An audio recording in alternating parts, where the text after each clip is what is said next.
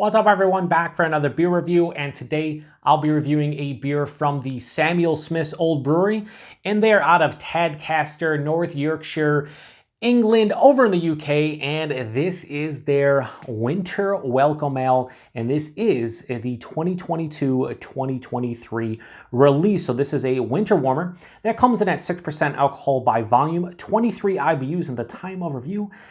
I don't exactly know how old this bottle is. It does have a code on here, which I think I've deciphered to sometime in late April, which is crazy. If this was, bottled in late April of 2022, and I'm reviewing this one in late November, we're talking about 7-month-old beer, but beer like this, a lot of people age it anyway. So regardless if it's 7 months old or 7 weeks old or 7 days old, I'm gonna enjoy it and I'm gonna review it. So full disclosure, I've had this beer numerous times before, but it's been quite a long time since I've had it, probably 2014-15. I don't know. I just haven't drank a lot of imported beers, probably between like 2015 to 2019/20.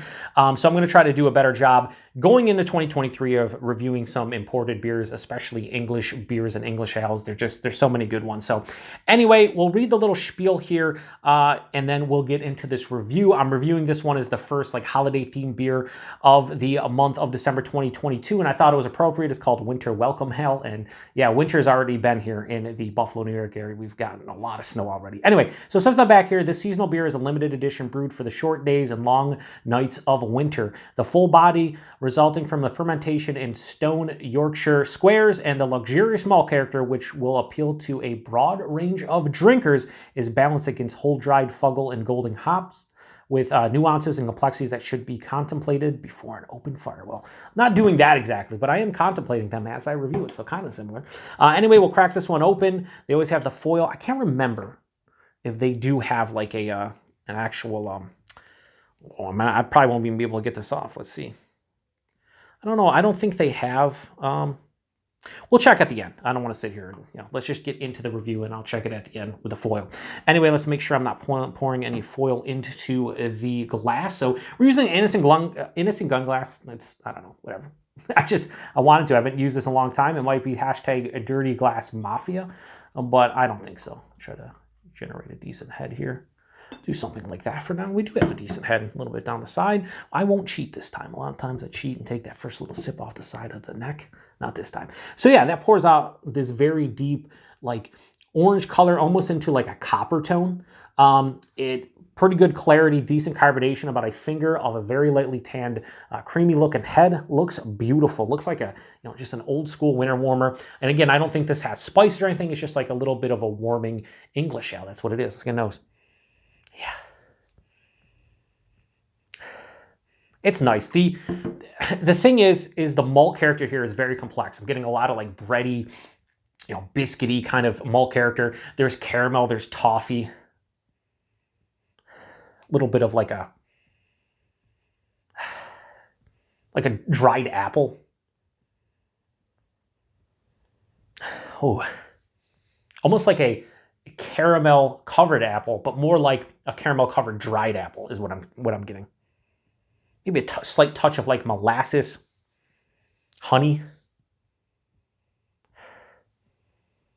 There's a touch of a fruitiness too, like a orange peel, like a candied orange peel. Just the orange itself, really. There's a little citrusy tone, and then I'm getting this really nice earthy, dirty kind of hop character that you get a lot of times with English hop. It's more earthy than anything. Maybe a slight herbaceousness too, but more earthy. Copper coin-esque to some degree. Yeah, you know what? This just smells like a bigger, generic, ESB or something like that, where it's, I shouldn't say generic, that's a bad term, but it's just like you had an English ESB and you just bumped it up in alcohol. Maybe the intensity of the nose is a bit bigger too because it's 6%. It just smells really nice. It smells like I'm going to be able to crush this. And a lot of times people be like, winter warmer, 6%. I mean, that's a lot of times winter warmers back in the day, they were just, a 1 to 2% higher. You don't need a winter warmer to be 7, 8, 9, 10%. Although, good friend of mine, fellow YouTuber Paul over PA Brew News, he needs them in the double digits. But yeah, it just smells awesome. So let's get into it. Cheers, everybody, and I guess welcome to winter. Although it's not technically winter yet officially, it definitely is in a lot of places here in the U.S. Cheers.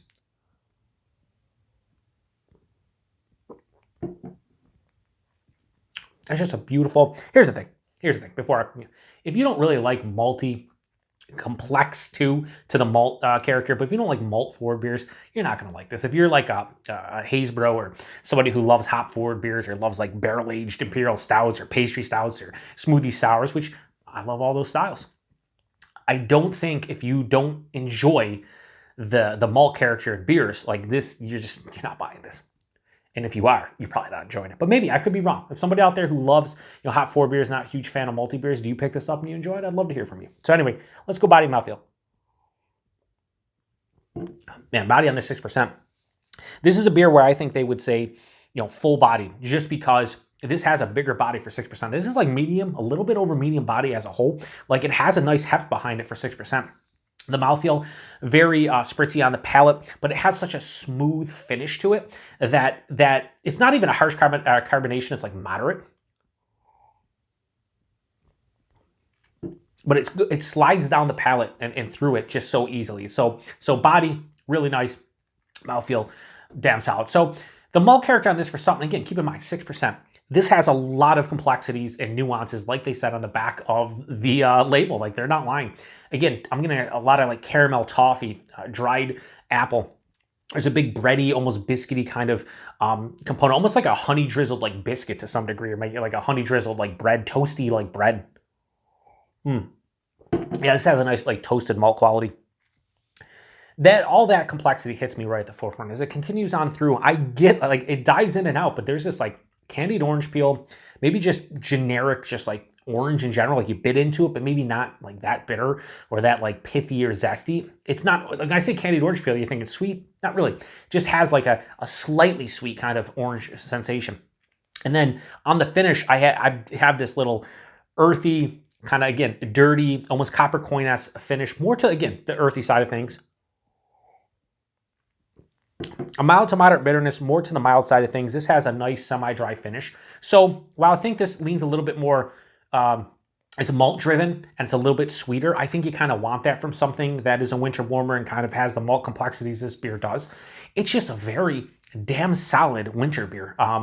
Like I understand if people, pick up, I think these come in 4-packs, right? Or is it 6? I think it's 4-packs. But like even so, like if you pick up, a bunch of bottles every single winter and you just enjoy them throughout the colder months, like I get it. This is a nice sipping beer. Every time you drink it, take a sip, you contemplate what you're tasting. Hence why they say don't drink it by an open fire. I'm drinking it here on YouTube and trying to break it down. It's just a very well-made old school winter warmer, and there's absolutely nothing wrong with that. So I can't go super high on this. I'm not gonna go like a crazy high on this beer. Oh yeah, 6%.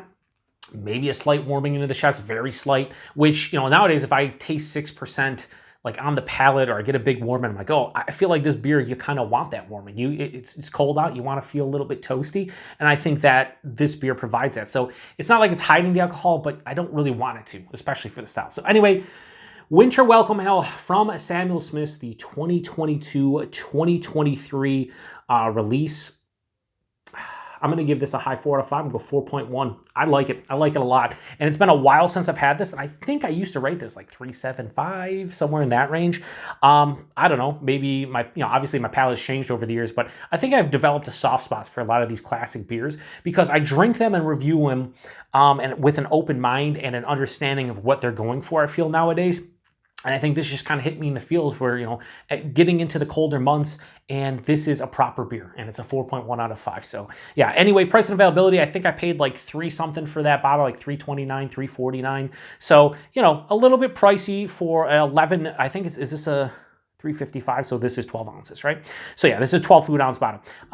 It's imported, so you got to keep that in mind, and I've paid much more for beers that are substantially worse and smaller bottles. So I have no issues with the price point and availability. I feel like if you're here in the US, you probably can get this pretty much anywhere. Samuel Smith's has been imported here in the US for a long time. Obviously, if you're over in the UK, you can get your hands on stuff. If you're over in Europe, you should be able to find it. I just think it's a nice beer. Is it mind-blowing? Is it gonna, just blow anybody away nowadays? Probably not. Maybe, but probably not. And I'm okay with that because this is just a good, solid, classic, old school winter warmer, and there's nothing wrong with that. So anyway, if you've had this one before or any prior vintages, post in the comment section. Let me know what you think about it. Let me see if I can get this foil off to see if there's actually anything. No, there's absolutely nothing on the cap. It's just, I'll show you, but I guess it doesn't really matter. It's just, silver. That's it. So we'll throw this back over here. So anyway, appreciate everybody stopping by for another beer review here on the Beer Patrol. Hopefully you're enjoying something that warms your soul right now, especially if you're in an area that's super cold and has a bunch of snow. Anyway, till the next one. Cheers.